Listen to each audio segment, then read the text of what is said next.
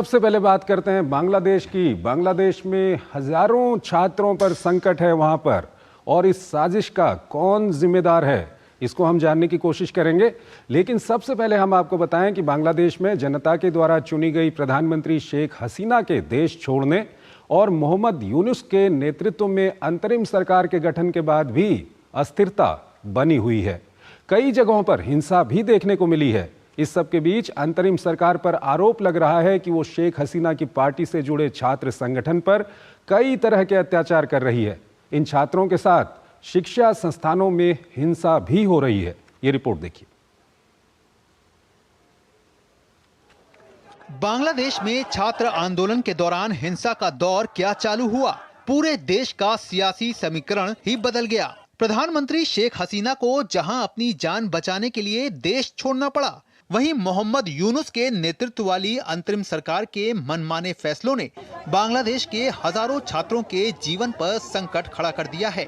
इस बीच शेख हसीना की अवामी league party की छात्र शाखा बांग्लादेश छात्र लीग के छात्र अंतरिम सरकार की कार्रवाई का शिकार हो रहे हैं। बीसीएल के कम से कम 50,000 छात्र कार्यकर्ताओं को अपनी शिक्षा जारी रखने के लिए संघर्ष करना पड़ रहा है। कॉलेज कैंपसों में बीसीएल के खिलाफ हिंसा की लहर दौड़ रही है। वहीं अंतिम सरकार ने बीसीएल पर प्रतिबंध लगा दिया है और इसे आतंकवादी संगठन करार दिया है। अंतरिम सरकार के मुताबिक बीसीएल का देश में पिछले 15 वर्षों से दुराचार का रिकॉर्ड रहा है, जिसमें हिंसा, उत्पीड़न और सरकारी संस्थानों का शोषण शामिल है। वहीं बीसीएल से जुड़े छात्र अपने भविष्य को लेकर चिंतित दिख रहे हैं। छात्रों के अनुसार वो अभी कुछ समय पहले देश में अधिकार की आवाज थे, लेकिन अब एक भगौड़े की तरह यहां से वहां भाग रहे हैं।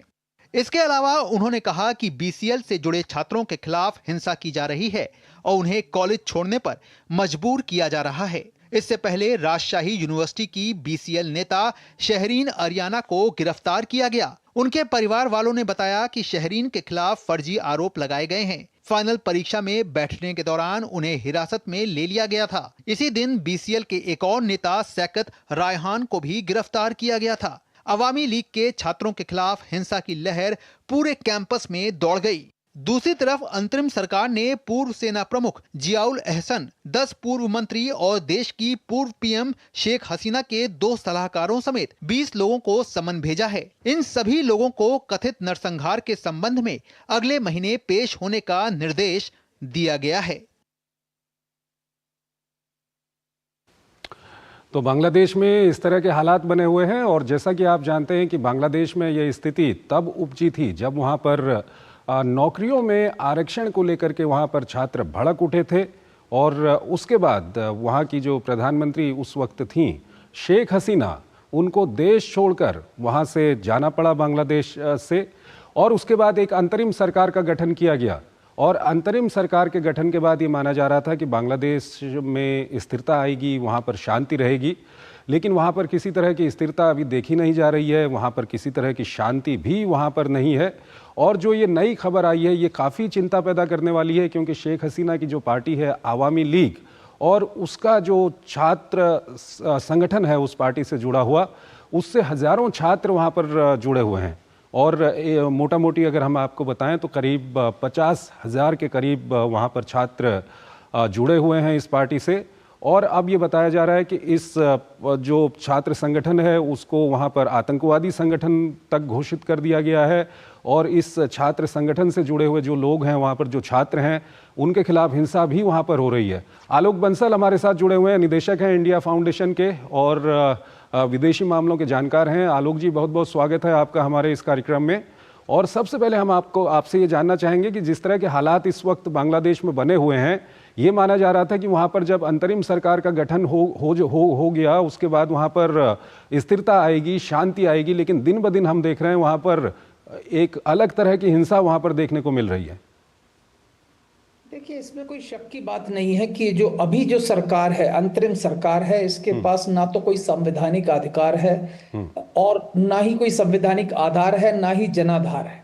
एक हुजूम सा आया जिसके अंतर्गत सरकार बदल दी गई।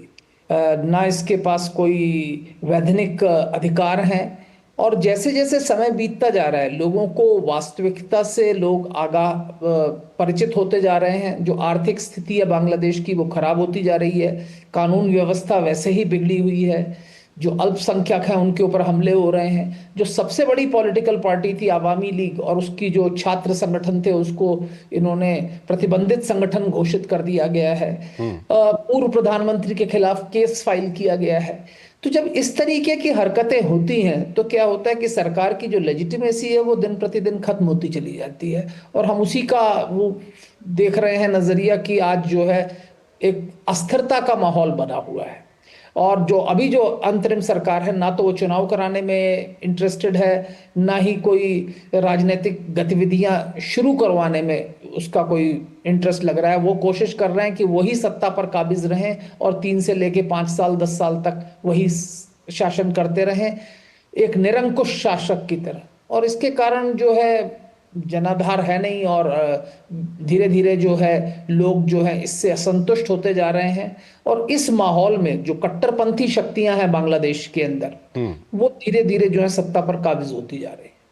आलोक जी, इस सब के बीच जो ये चल रहा है कि आप एक छात्र संगठन जो एक राजनीतिक पार्टी से जुड़ा हुआ है, सिर्फ इसी कारण से आप उसको प्रतिबंधित घोषित कर देते हैं, और बयान तो इस तरह के आ रहे हैं कि ये जो छात्र संगठन है ये आतंकवादी छात्र संगठन है। और साथ ही साथ अभी वहाँ पर क्या हो रहा है कि जो छात्र कई छात्रों को गिरफ्तार किया गया है, वो एग्ज़ाम देने के लिए वहाँ पर जा रहे थे, और जिन कॉलेजों में ये इस छात्र संगठन से जुड़े हुए जो छात्र हैं उनके खिलाफ हिंसा हो रही है। तो ये इसको आप किस तरह से देखते हैं, कितना सही मानते हैं इसको? ये बिल्कुल भी सही नहीं है। जो कट्टरपंथी संगठन थे, इस्लामिक छात्र शिविर वगैरह, जिनको जो पहले प्रतिबंधित थे और जिनके सदस्य कई बार आतंकवादी गतिविधियों में संलग्न थे, उनको तो आपने खुलेआम छूट दे दी है। और जो देश का सबसे बड़ा छात्र संगठन था, उसको आप प्रतिबंधित कर रहे हैं। क्यों? क्योंकि आप डर रहे हैं कि आपको लगता है कि अगर आवामी लीग और उसके छात्र संगठनों जो है अगर पुनः सक्रिय हो गए, तो जो जनाधार उनके पास है उसके बलबूते पर वह इस असंवैधानिक जनाधार रहित जो अभी अंतरिम सरकार है, इसको हटाने की चेष्टा कर सकते हैं। आलोक जी, इस सब के बीच जो वहाँ की राजनीति रही है उसको आप किस तरह से देखते हैं? क्योंकि अंतरिम सरकार से ये आशा की जा रही थी कि अंतरिम सरकार बिल्कुल तटस्थ होगी, लेकिन ये जिस तरह के हालात बने हुए हैं, इसमें जो बेगम खालिदा जिया की जो पार्टी है, उनसे जुड़े हुए जो छात्र संगठन वहाँ पर हैं, ये सब लोग काफ़ी एक्टिव वहाँ पर दिखाई दे रहे हैं। तो क्या तटस्थ मानते हैं अंतरिम सरकार को आप?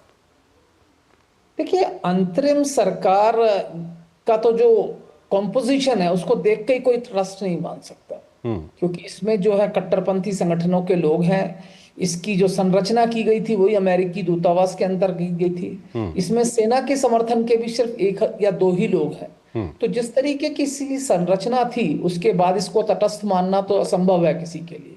और धीरे धीरे बांग्लादेश नेशनल पार्टी जो खालिदा जिया की है, वो भी इस अंतरिम सरकार से असंतुष्ट चल रही है, क्योंकि ये अंतरिम सरकार चुनाव नहीं करवाना चाहती, जबकि जो बीएनपी है वो चाहती है कि इस वक्त चुनाव हो, क्योंकि उनको लगता है कि आवामी लीग की अनुपस्थिति में वो चुनाव आसानी से जीत जाएंगे। लेकिन अंतरिम सरकार चाहती है कि वही सत्ता पे काबिज रहे, और वो कोई चुनाव कराने में इंटरेस्टेड नहीं है। और इसीलिए आप देख रहे हैं कि धीरे धीरे बीएनपी भी अपने आप को सत्ता से दूर कर रही है। लेकिन इन सब का जो सबसे बड़ा फायदा हो रहा है वो जमाते इस्लामी और उससे जुड़े हुए छात्र संगठन इस्लामिक छात्र शिविर का हो रहा है, और वही लोग जो है इस वक्त सबसे ज्यादा आतंक की घटनाओं में संलग्न है। आलोक जी, आपने जो बात कही, इसी को मैं आगे बढ़ाना चाहूँगा। जिस तरह के हालात बने हुए हैं, इसमें कट्टरपंथ कितना वहाँ पर मजबूत हो रहा है, और जब कट्टरपंथ मजबूत होता है तो न सिर्फ बांग्लादेश के लिए बल्कि वो भारत के लिए भी एक चिंता का विषय है। देखिए, कट्टरपंथ इस दौरान कुछ ज्यादा ही सक्रिय हो गया है। जो कट्टरपंथी शक्तियां शेख हसीना के शासनकाल में दबी हुई थी या छुपी हुई थी, वो सब बाहर आ गई हैं, और शासन के विभिन्न अंगों पर वो धीरे धीरे अपना प्रभाव जमा रही हैं। और अगर समय रहते इसके खिलाफ कोई कदम नहीं उठाया गया तो कुछ समय बाद ये अत्यधिक मुश्किल हो जाएगा कि उनको हटाया जा सके। और ये सिर्फ बांग्लादेश और भारत के लिए नहीं, पूरे इस क्षेत्र के लिए, पूरे विश्व के लिए एक खतरा बन सकता है कि बांग्लादेश अगर एक कट्टरपंथी शक्तियों का गढ़ बन गया, तो यहाँ से जो आतंक और आतंकी गतिविधियां हैं वो सिर्फ बांग्लादेश तक सीमित नहीं रहेंगी, बल्कि अन्य राष्ट्रों में भी भेजी जाएंगी। आलोक जी, अंतिम सवाल है और संक्षेप में जवाब दीजिएगा क्योंकि जापान पर भी हम आपसे बातचीत करेंगे। अंतिम सवाल यह है कि वहाँ पर चुनाव होने काफ़ी ज़रूरी हैं। इसमें अंतर्राष्ट्रीय समुदाय की कितनी बड़ी भूमिका हो जाती है कि वहाँ पर चुनाव करवाए और चुनाव के लिए अंतरिम सरकार पर दबाव बनाए?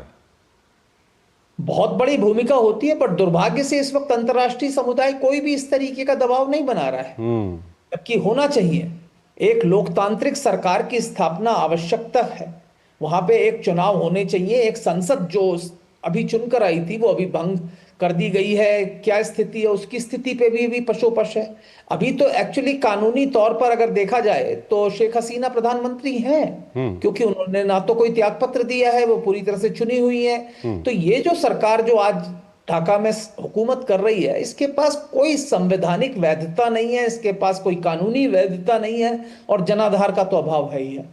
तो ऐसी सरकार को सरकार मानना ही मेरे ख्याल से अंतर्राष्ट्रीय समुदाय के लिए एक बहुत बड़ी गलती होगी।